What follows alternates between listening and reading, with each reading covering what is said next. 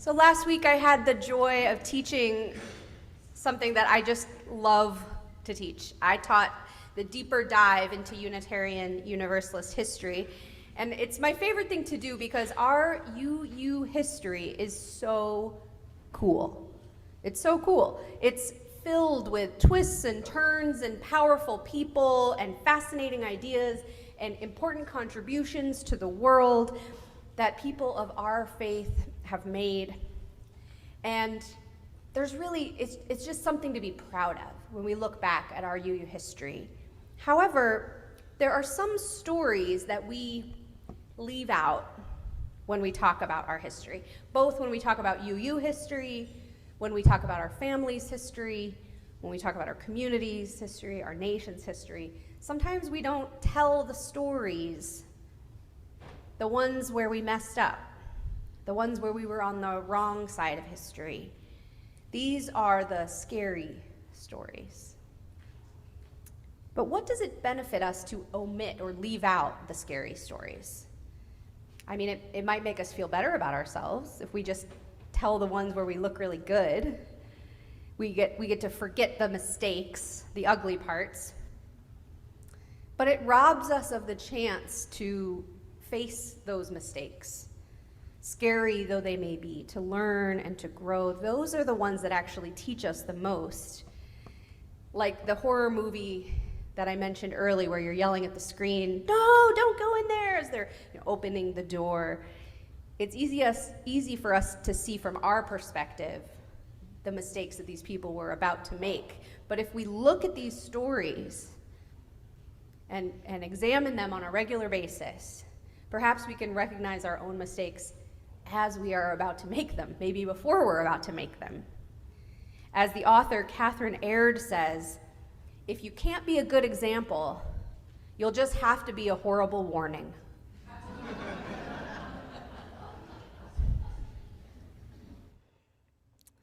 When we let fear control our story or control how we move forward, we're letting fear win, just like I talked about earlier with the spiders.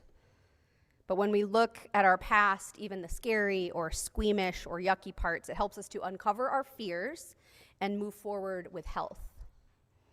So Hannah shared one of the scary stories about the defunding, the sort of difficult defunding of YRUU. And I have 3 more scary UU stories to share with you. The first one is this one. When I was little, there was this little frame in my house. It had a photo of me as a baby. So of course I like to look at it. Children like to look at their own baby pictures. And it had my name, and it had holes and little coins from the year that I was born.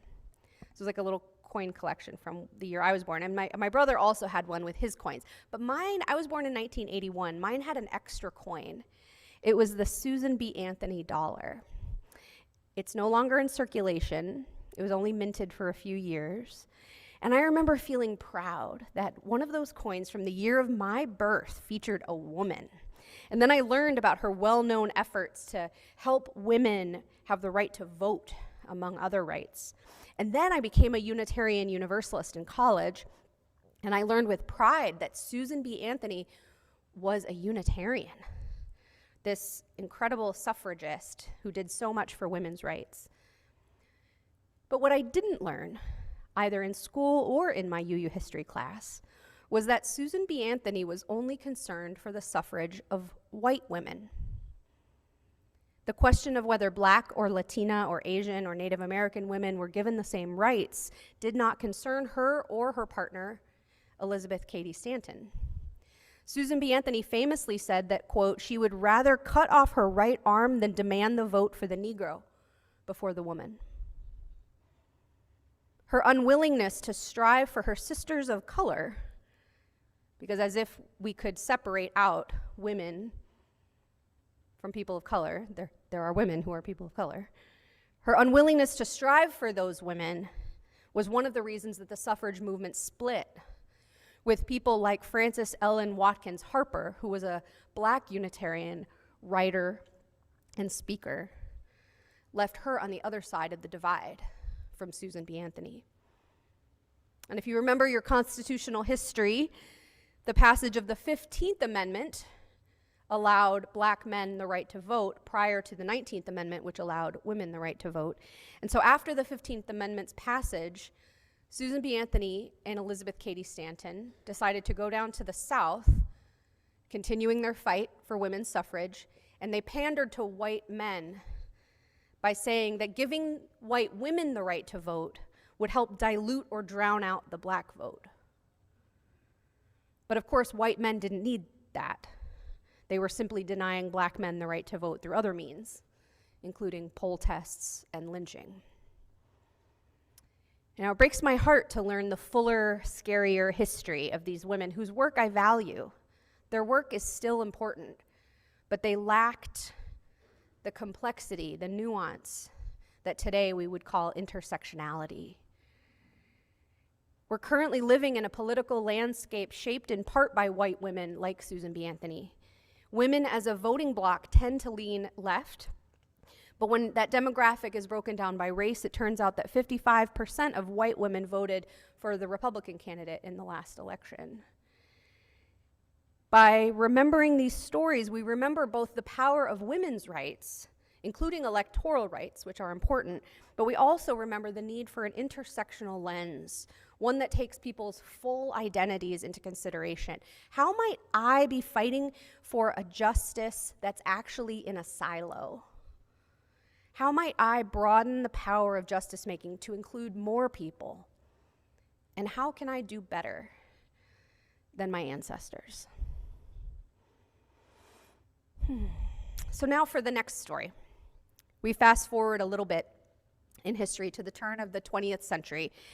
Many of us would be surprised to learn that Unitarians and Universalists overwhelmingly supported the idea and practice of eugenics. Influenced by the theory of evolution by natural selection, Darwin's theory, progressive leaders, including progressive religious leaders, grabbed onto this idea of creating a better future for humanity through science. That sounds pretty good.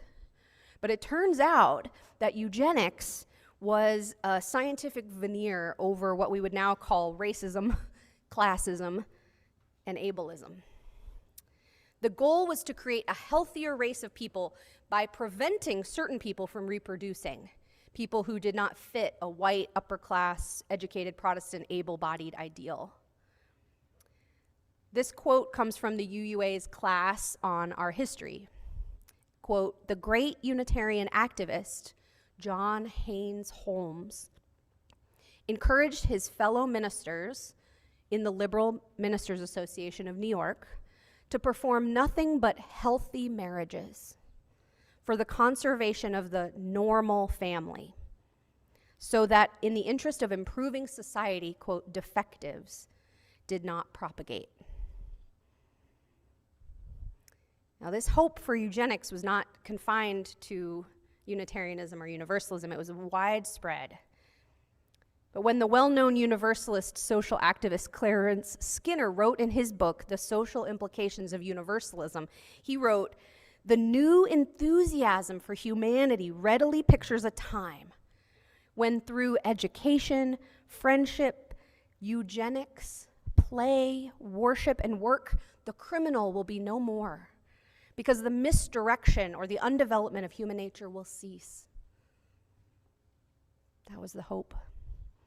But the history of eugenics led to the forced sterilization of people, even here in our United States, that were deemed to be unfit. And of course, it ultimately culminated during the Holocaust with the extermination and sterilization of thousands or millions of people deemed by the Third Reich to not fit the goal of Aryan supremacy. And that laid bare the ugliness of eugenics. It was no longer had the veneer of progress. And thankfully, progressive leaders saw that and walked back their support of the practice, removed it from their goals. But what do we do with that today? We could say, okay, good, we learned our lesson, we took that back. But how does that inform us today? One of our UU sources of inspiration, remember the source horses? one of our sources says that we should heed the guidance of reason and the results of science, and that warn us against the idolatries of the mind and spirit, which is good. But the scary story of eugenics reminds us that sometimes science itself can uplift our idolatries. And we do well to examine those as well. We can learn from this story as we ask ourselves who the scientific discoveries are benefiting and how we might ensure the uplifting of all people through scientific and social progress. Now, I want to share my last of the 3 stories is the scary story of a party gone wrong. Now, the Stephen King story of Carrie at the prom comes to mind. Have you seen that? It's not that. This one is about a party or a ball that took place in 1993 at the Unitarian Universalist Association's General Assembly, which is the big gathering of Unitarian Universalists from all over the country. They gather for worship and learning and meeting and all kinds of business. They also usually have a big party. And that year, 1993, the UUA was separated into districts. Now we have what we call regions, which are bigger. But at that time, they were districts. And the district would sponsor this party. And it was being held in Charlottesville, Virginia. The General Assembly moves around. And that year, it was in Charlottesville, Virginia, not far from Thomas Jefferson's home, in what was then called the Jefferson District of the UUA, and it was near the 250th anniversary of Jefferson's birth. The Reverend Wayne Arneson, who served for 1 year as our co-interim minister here before I arrived, he was at that time the pastor of the Thomas Jefferson UU Church near Charlottesville, and he advocated strongly that there be an event to honor Jefferson. Now, at that time, UUs, including Arneson, loved to cite Thomas Jefferson as a UU. We loved to claim him. We now know that he was not actually a Unitarian. He never joined a congregation. He just sort of had similar philosophy to Unitarians at the time, but we love to claim him. But, so back to this party, the organizers encouraged people to come to the Thomas Jefferson Ball in period costume. Oh, you're watching the scary movie from your couch right now. I see it. Everyone's like, oh, don't go there. Don't open the door. Right, exactly. But they did it. That's what they said. This is 1993. It wasn't that long ago. Come in period costume from the early 19th century. And at the opening session of GA, Hope Johnson, who was a Black woman who served as a lay leader from New York, she spoke up. She said, honoring Jefferson, an unrepentant slaveholder who advocated the extermination of the indigenous peoples of America, showed a profound lack of sensitivity and judgment, particularly in view of the UUA's stated thrust toward racial and ethnic diversity. And, she said, if UUs are to wear period costume for the ball, must African Americans come to the ball in rags and chains? Now, just like many of you did, you might have yelled, no, don't do it, don't open the door. But hindsight is clearer than foresight. This particular story could have ended in horror, but the willingness of the organizers in the moment to realize their error, to hear the criticism, to quickly pivot. They de-emphasized the ball. Not too many people even attended. Many refused to go. It meant that this story allowed for some growth right in the moment. It didn't take 100 years for us to learn from what we now call the TJ ball. But I chose that particular story because it's in the not too distant past, just like Hannah's scary story of the defunding of Wire UU. It's easy to think of our mistakes as something that people did a long time ago when they didn't know better. But we still make mistakes. Right now, the UUA is going through a controversy over whether or not the UUA is moving too far in the direction of being woke. And the folks on the side saying that we have moved that far are doing some pretty hurtful stuff. That is going to be taught in UU history class 20 years from now. History is always being made. We can always change our direction. We can always realize, like, don't do it. Don't go in there, right?